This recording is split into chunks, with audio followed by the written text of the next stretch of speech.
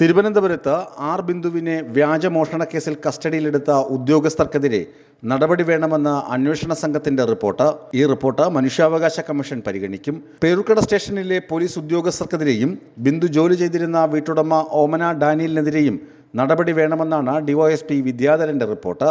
ഓമന ഡാനിയലിന്റെ പരാതിയിലാണ് ബിന്ദുവിനെ പേരൂർക്കട പോലീസ് 20-ലധികം മണിക്കൂർ അനധികൃത കസ്റ്റഡിയിൽ വെച്ചത്. മനുഷ്യാവകാശ കമ്മീഷന്റെ നിർദ്ദേശപ്രകാരമാണ് പ്രത്യേക സംഘം അന്വേഷണം നടത്തി റിപ്പോർട്ട് കൈമാറിയത്. കമ്മീഷൻ അധ്യക്ഷൻ ജസ്റ്റിസ് അലക്സാണ്ടർ തോമസാണ് റിപ്പോർട്ട് പരിഗണിക്കുക. അതേസമയം വ്യാജമോഷണ കേസിൽ പുതിയ വഴിത്തിരിവായി ക്രൈംബ്രാഞ്ചിന്റെ റിപ്പോർട്ട് കഴിഞ്ഞ ദിവസം പുറത്തുവന്നു. പേരൂർക്കടയിലെ വീട്ടിൽ നിന്ന് മാല മോഷണം പോയിട്ടില്ലെന്നും വീട്ടുജോലിക്കാരിയായ ബിന്ദുവിനെ കൊടുക്കാൻ പോലീസ് കള്ളക്കഥ മെനഞ്ഞതെന്നുമാണ് ക്രൈംബ്രാഞ്ചിന്റെ കണ്ടെത്തൽ. ഇത് പോലീസിന് കൂടുതൽ കുരുക്കാകും. മറവി പ്രശ്നമുള്ള വീട്ടുടമസ്ഥ ഓമന ഡാനിയൽ മോഷണം പോയതായി ആരോപിക്കപ്പെട്ട മാല സ്വന്തം വീട്ടിലെ സോഫയ്ക്ക് താഴെ വെച്ചാണ് മറന്നത്. മാല പിന്നീട് ഓമന ഡാനിയൽ തന്നെ കണ്ടെത്തിയെന്നും ക്രൈംബ്രാഞ്ചിന്റെ റിപ്പോർട്ടിൽ വ്യക്തമാക്കുന്നു. ഇക്കാര്യം അവർ പോലീസിനെ ഉടൻ തന്നെ അറിയിക്കുകയും ചെയ്തു.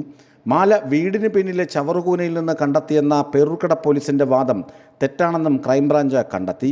പേരൂർക്കട SHO ശിവകുമാർ, ഓമന ഡാനിയൽ എന്നിവർക്കെതിരെ നടപടി വേണമെന്നും ക്രൈംബ്രാഞ്ച് റിപ്പോർട്ടിൽ ശുപാർശ ചെയ്യുന്നു.